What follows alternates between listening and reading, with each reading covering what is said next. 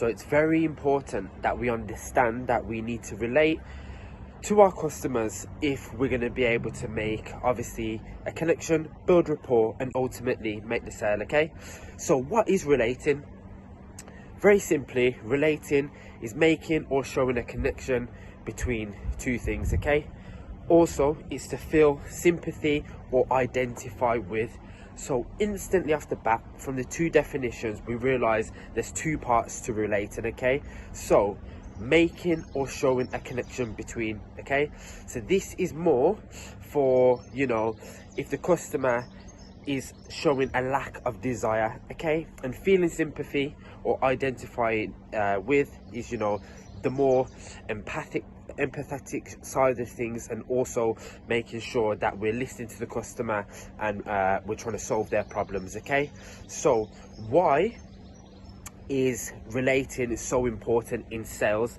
Okay, very simply is because customers need to feel understood. Okay, nobody likes to be sold to. Very simply, it doesn't matter what the product is, nobody likes to be sold to, especially when we're cold calling. People want to feel respected, heard, appreciated, and ultimately helped. Okay, it needs to benefit them. Okay, so how do we go about relating to the customer? Very simply, one of our biggest tools that we'll ever have in sales, and especially door to door, and that's sheep factor. So it doesn't matter what the customer says, especially if it's a problem.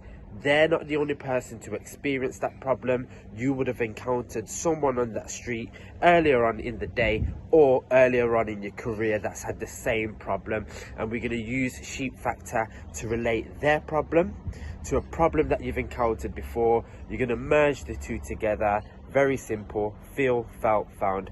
I understand how you feel, Mr. Customer.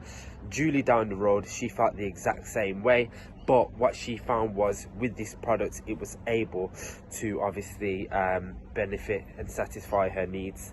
So secondly, is greed. So if the customer doesn't really have any pain problems, it's about expressing their greed for desires.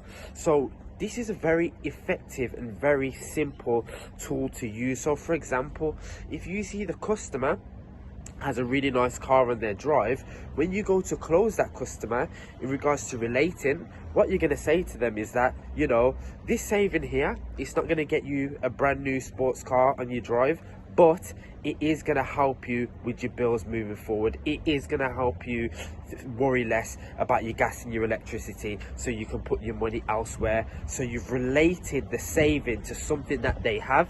It's going to make sense to the customer, and then very simply, they're going to be more encouraged to buy from you. Okay, so the last things to note when we're relating is our body language and our gestures. So when we're relating, if the customer's speaking, we should be nodding.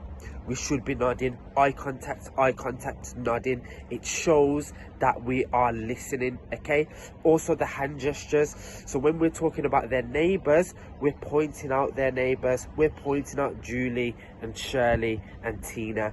Okay, and last but not least, if you've not noticed already, it's the open palms. So when we're explaining to the customer that people have had the same experiences, it's open palms. Very simple. Okay, it shows trust, it shows that we're being genuine, and those things combined allows us to relate to the customer and ultimately build deeper rapport and a deeper connection.